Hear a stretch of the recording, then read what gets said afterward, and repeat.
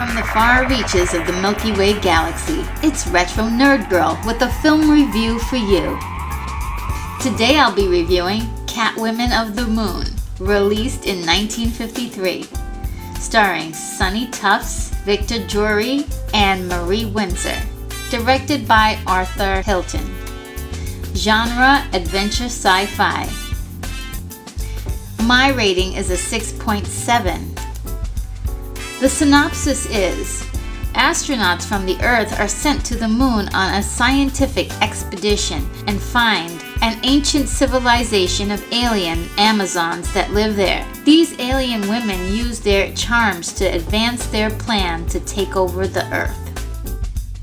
This is a heavily flawed movie that has been put on the bad movie list category for good reasons, but I still enjoyed it a lot. The pacing, with a running time of an hour and 4 minutes, it actually dragged a lot, mostly because of the dialogue and parts where the filmmakers were trying to extend the runtime to keep the film as a feature film. It also feels as if some of the film were missing by the end. Maybe they ran out of time?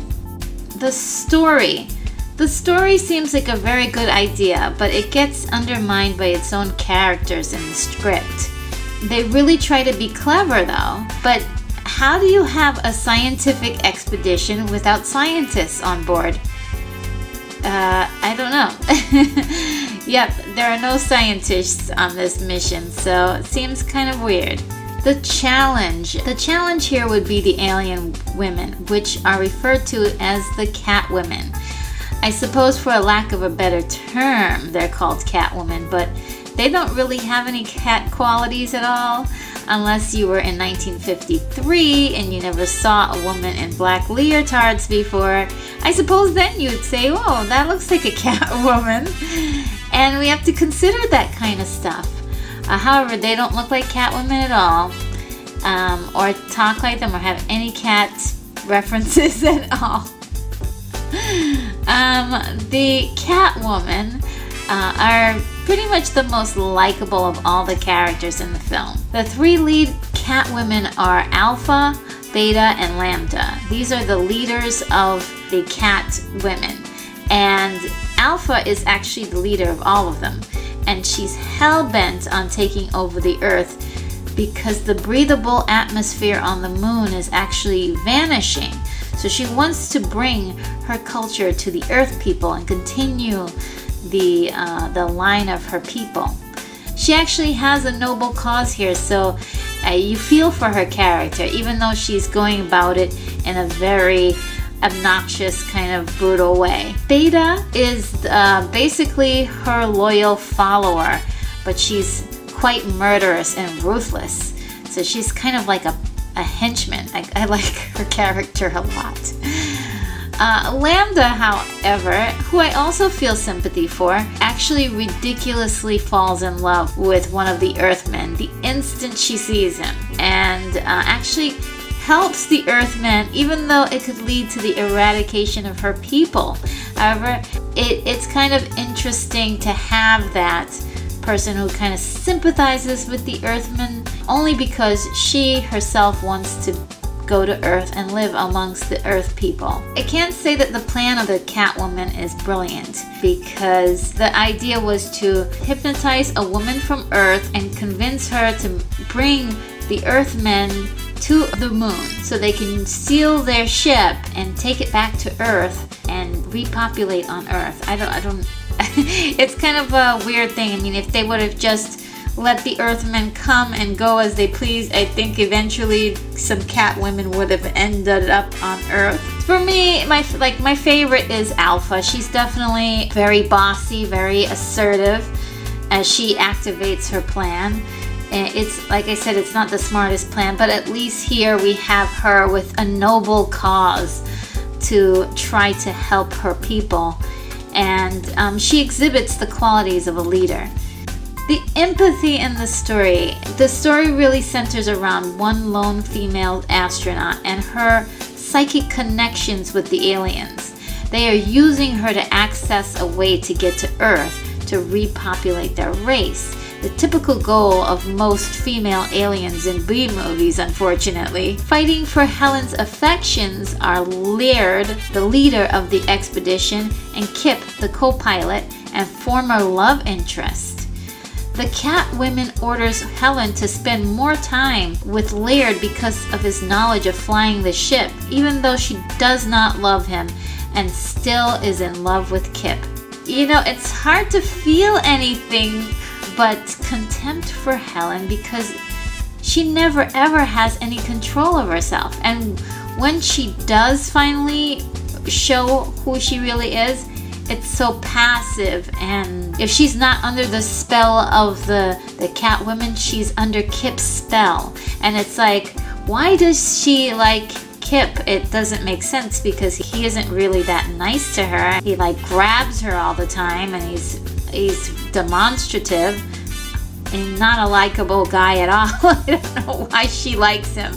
All of the astronauts are totally dislikable, except for Doug, who seems to be a sweet guy who falls in love with Lambda, and he's caught kind of in the middle, wanting to help her and also wanting to make sure that he can get back home to Earth and protect his team.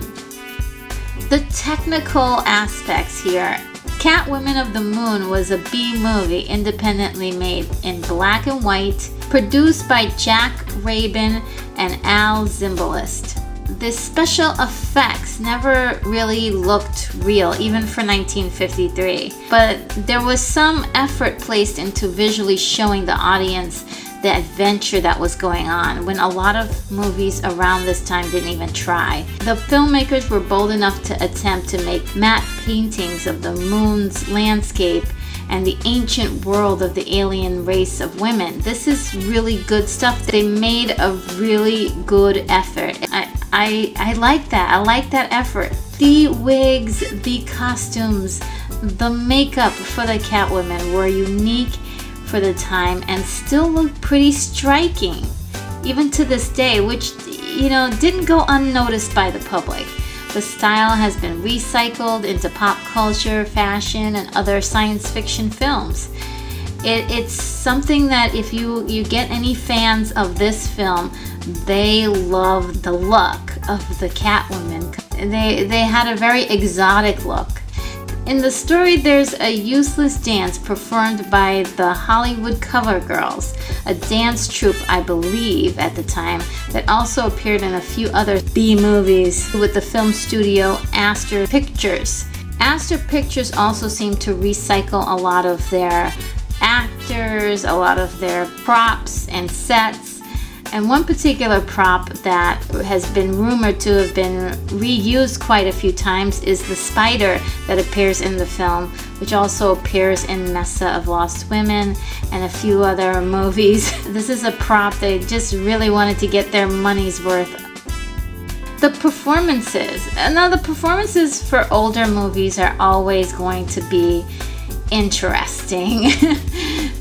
We have to remember this is a different time, a different way of speaking, so people are going to sound different, look different, going to perform differently, and have different roles for people of different sexes and races.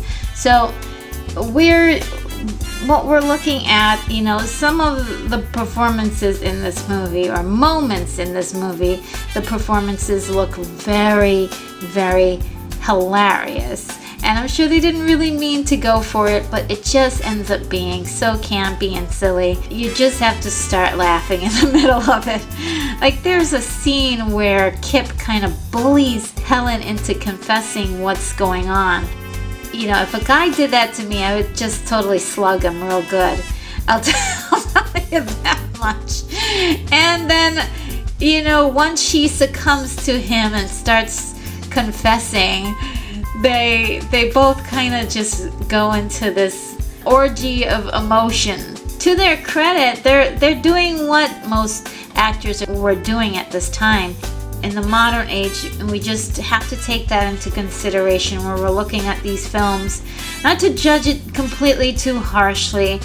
And when you do find a film that holds up over time, they have the right language and it's something you feel like you can identify with, that's a very good movie that can transcend time. Unfortunately, this one doesn't. The best part of the Catwomen on the Moon is basically the look of the Catwomen. Their makeup was incredible. The wigs that they were wearing were unique. Their costumes were, I just love that look of the tights, and it was sort of almost an Egyptian-inspired look. I also enjoyed the matte paintings a lot, the moon's landscapes and the statues and the images of the ancient world that they were trying to build for the Catwomen. My wish list. I wish that they didn't have so much dialogue, and I wish they didn't have so much dialogue with phony science talks and explanations. That stuff just doesn't hold up today, and maybe that's a note for future filmmakers, that if you're going to do a science fiction movie, you might not want to go into too much detail about the science, or even just make up some stuff like Star Trek often did. I would have personally loved to have seen a flashback of the moon when the ancient civilization was at its peak. What did it look like? Did they have any gods? Did they have any rituals that they would do? What was the dance for? What was the purpose of that? Or was it a mating ritual?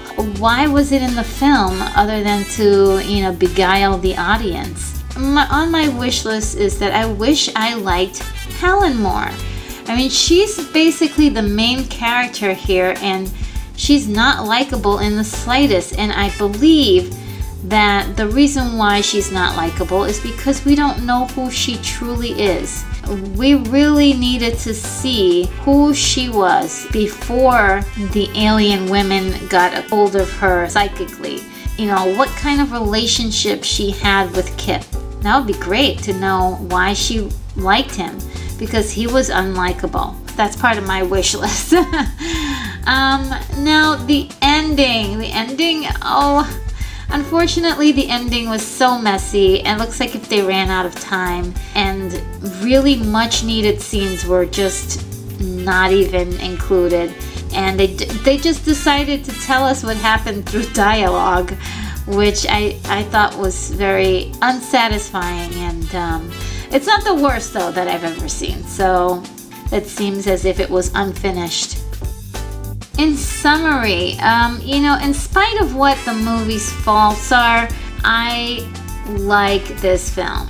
I kind of have a soft spot for independently made lo-fi sci-fi movies. I always admire the determination of filmmakers to get these films made, because while everyone is admiring movies like Casablanca and big musicals like Singing in the Rain and Calamity Jane, science fiction B movies weren't really being taken very seriously, even by, the people on the crew and the people who were acting in them. It was just a quick money grab for some people, but for fans like me, it was very important to see that creation. These forgotten movies have a cult following that really try to keep them relevant as we kind of revel in their silliness and observe their influence in our daily lives. This movie really shows how far women in science fiction have come. The misogyny of the 1950s were definitely reflected in this story. If they were truly intentionally trying to be sexist, then it totally backfired, because women at that time, and the 60s, the 70s, and the 80s, were inspired by this movie, and it helped to spur the idea that women could be powerful, even though the Catwomen were represented as villains in the film. They were strong and determined to do something noble for their people. This is a powerful message to women and little girls who saw this movie in the old days. Modern girls may see it as a film from an archaic time that serves no purpose for us now other than to remind us of a painful exploitation. You can look at this film any way you want, but I think that the filmmakers set out to make a film that wasn't supposed to be taken seriously in the slightest. You can tell by the fact that they didn't even care about getting the science correct. But they set out to entertain those seeking entertainment in the form of a classically campy B movie, and that they did.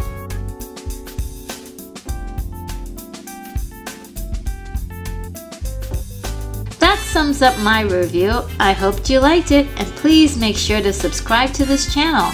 I'll be posting many more reviews, and let's keep this discussion going. Leave your rating for the movie and why in the comments section. Take care, movie lovers, and off to my next review!